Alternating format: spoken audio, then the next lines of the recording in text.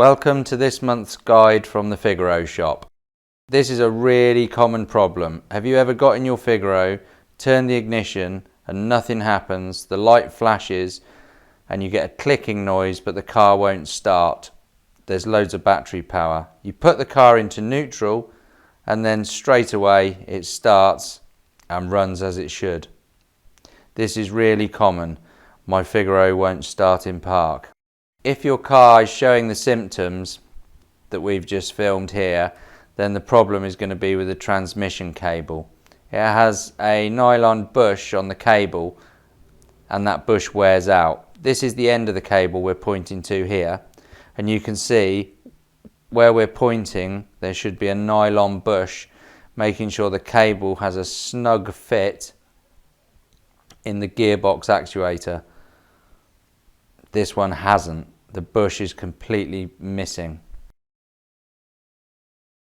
You can see here we've got a bush ready to go in.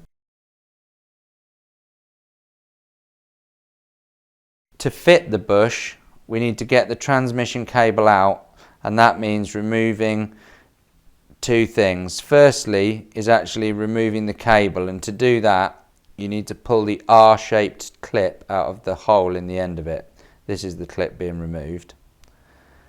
Then, because the cable's so stiff, you need to remove the bracket that the cable's held in with. It's held in with two 12mm bolts. We've already removed one just for ease for this video, but you can see us removing the second one here.